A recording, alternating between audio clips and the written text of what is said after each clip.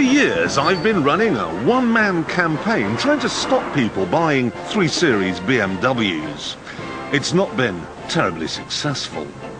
I want to talk to you people about an evil which has come to our country. Not since the plague of 1665 has the nation been threatened by something as ghastly as this.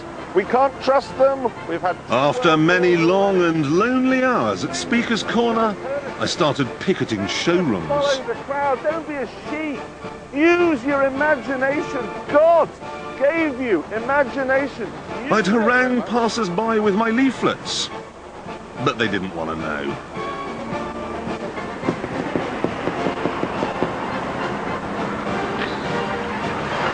I'm saving these people. Their souls. And now I'm going to give up, because there's a new, improved 3 Series BMW. Brilliant. It looks frighteningly similar to the old one, apart from its fancy headlights. But it's a little bit taller, a little bit longer, and a little bit wider. Inside, there's a little more space, and a little more equipment. The dash is improved too, a little, and now comes with a slab of metal like you get in a Fiat Coupe. Hardly surprising, as both cars were designed by the same man.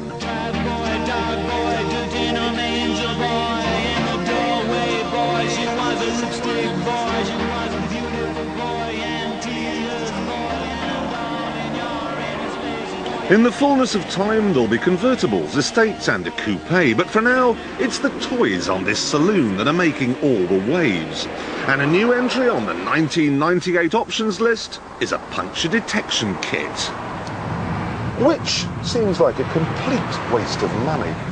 I don't need a light on the dashboard to tell me when I've got a flat tyre. I know when I've got a flat tyre because the steering wheel starts to vibrate violently and the car swerves all over the road. If you must spend money on a bunch of electrons, you're better off going for the 8 airbag pack, or if you don't want to crash in the first place, DSC, a traction control device with a difference. It works. Every traction control system I've ever found has been either useless or a nuisance. But this one is just amazing. Imagine having 4 brake pedals, 1 for each wheel, and then a computer to operate them. So basically, I turn in hard like that, I can feel that front offside wheel losing grip, I can feel the brake going on. That's incredible. Right, next hairpin, front near side, there it is. Braking away, now I'm powering out, and then the brakes are put on the back wheels. That makes it very, very safe. Well, safer than that, anyway. Of course, if you want to get the tail out, you can always turn the system off.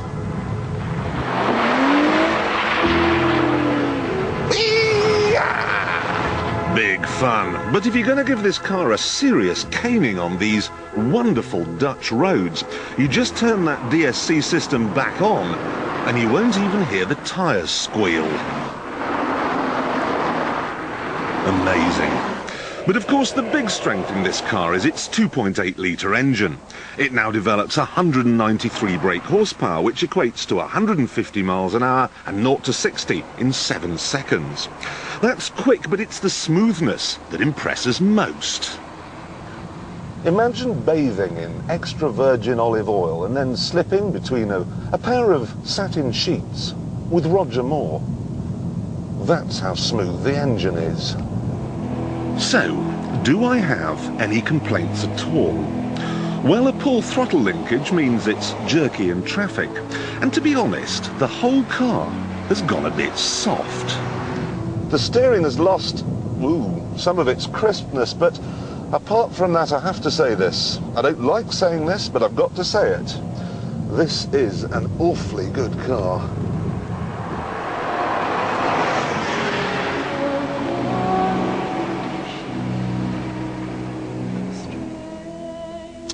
When this car is launched in September, it'll cost £26,000, which is actually pretty good value for money.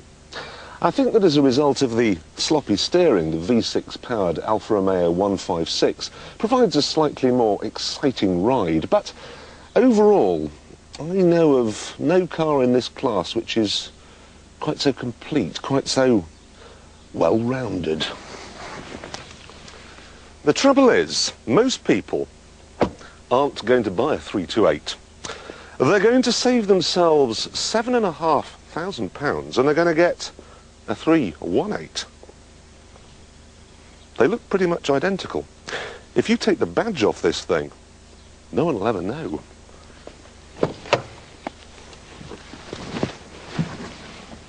We will, though. You see, a 318 has one exhaust, while a 328 has two. Bit of a giveaway. We'll know that you're driving a chicken korma, a car that's lead-free, alcohol-free, it's meat-free beef, it's a BMW with all the goodness taken out. Its 1.8-litre engine only has 2 valves per cylinder, and while this new model develops an amazing 3 brake horsepower more than the old one, it can still be out-dragged by a Toyota Corolla. The 328 is a proper BMW, but this is just a jumped-up Cortina. It bumbles about, beating its chest, making Tarzan noises. But it's wearing baggy Y-fronts. Sure, it has 6 airbags instead of 1, an alarm as standard, and compared to the old model, it's 30% easier to mend. But this is supposed to be a BMW, a driving machine, not a fridge freezer. A BMW without a big engine is like a Phantom F4, a jet fighter without a gun. I've driven more exciting golf carts. Sure, at £19,000 you get a lot of badge for your money here. But if you want a lot of car instead, watch next week when I shall test all the 318's rivals. The winner is a big surprise.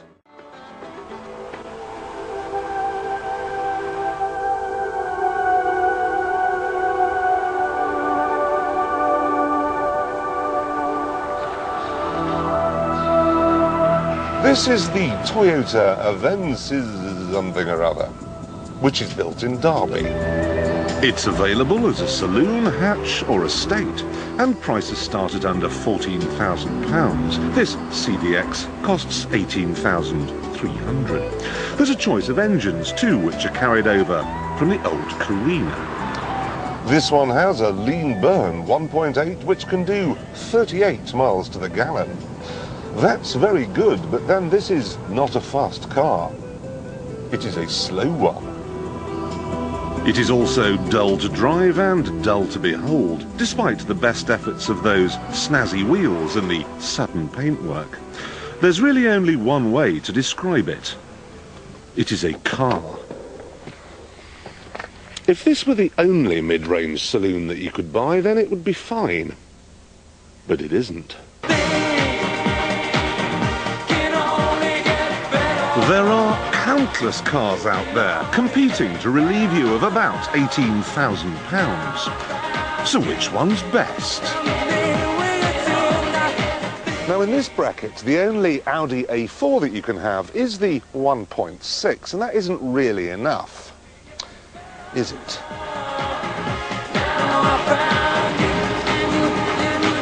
Now BMW are much more generous on both this and the forthcoming new model.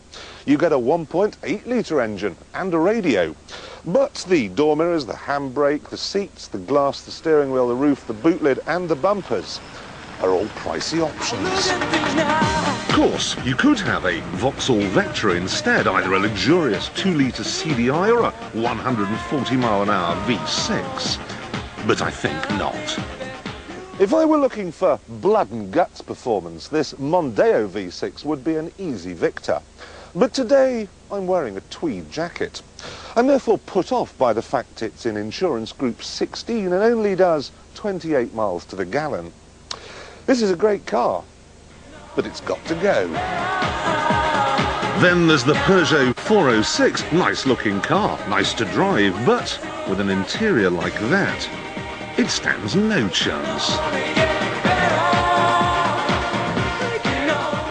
The Rover 600 gets thrown out for being dreary. Actually, it needn't feel that bad because it's by no means the worst offender. Some cars are so boring we didn't even bother bringing them along. The Mazda 626. The Mitsubishi Galant. Shivers. The Renault Laguna, though that is at least cheap. But then so is eating mud. The Citroën Xantia is much more interesting, with tricksy suspension and individual styling. But the lemon-sharp brakes and ocean liner ride can become wearisome. The likeable Subaru Legacy fails too. If you really need four-wheel drive, get a Land Rover Freelander. If you really need a boxer engine, get a Life.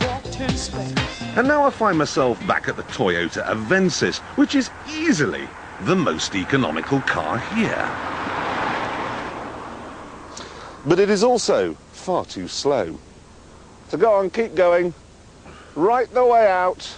Right the way, keep going. That's it.